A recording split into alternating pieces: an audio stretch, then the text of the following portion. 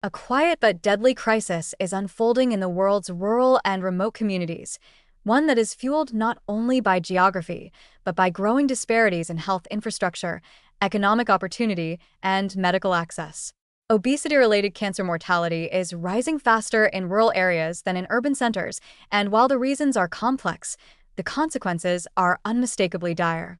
Residents in these isolated regions are not only more likely to develop cancers linked to obesity, but also far more likely to die from them, creating a widening gap in survival outcomes that threatens to become one of the defining inequalities in modern healthcare. Obesity rates in rural populations are consistently higher than those in urban areas across much of the world. In the United States, for instance, rural adults are 20% more likely to be obese than their urban counterparts. This disparity is not simply behavioral, it's systemic. Limited access to affordable, nutritious food, fewer opportunities for physical activity, lower health literacy, and high rates of poverty all contribute to a rural environment that promotes and sustains excess weight. In many rural towns, the nearest grocery store with fresh produce may be dozens of miles away, while fast food and processed convenience stores dominate the local food landscape. For families living on fixed or low incomes, nutrition often takes a backseat to cost and availability. But obesity is only one half of the story. The other is cancer, and the growing realization that obesity is a powerful driver of some of the deadliest forms. Cancers of the colon, pancreas, endometrium, liver, and breast are all strongly linked to excess body fat, and these are precisely the cancers that are rising in prevalence and lethality in rural populations. In many cases, people in remote areas are diagnosed at later stages when treatment is more difficult, less effective, and more expensive. The simple act of accessing care, getting a screening, a biopsy, or follow-up treatment, can be daunting in a rural setting where specialists are scarce, oncology centers are far away, and public transportation is non-existent. The time and cost burdens associated with traveling for care are enormous and often prohibitive. A rural resident may need to take multiple days off work, drive hundreds of miles, or rely on family members to provide transportation just to attend a single oncology appointment. These logistical hurdles lead to delays in diagnosis, interruptions in treatment, and lower adherence to follow-up care, all of which compound the already elevated risks associated with obesity.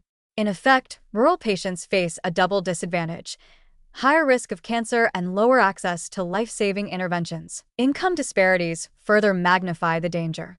Rural regions often have higher unemployment rates, more uninsured residents, and fewer healthcare facilities per capita.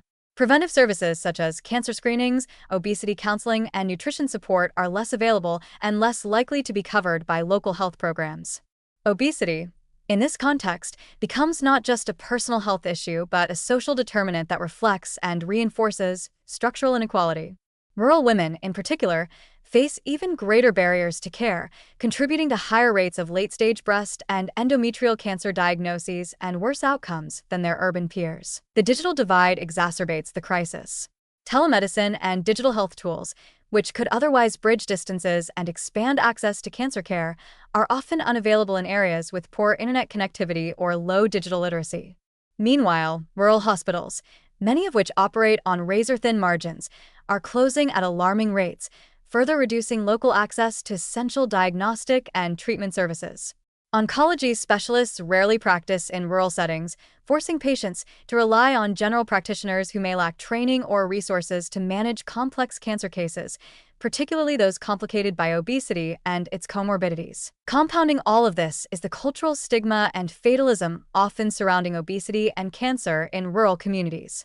Obesity may be normalized or even accepted within local norms, while cancer is sometimes seen as a death sentence rather than a treatable disease, especially if others in the community have died from it due to late diagnosis or lack of care.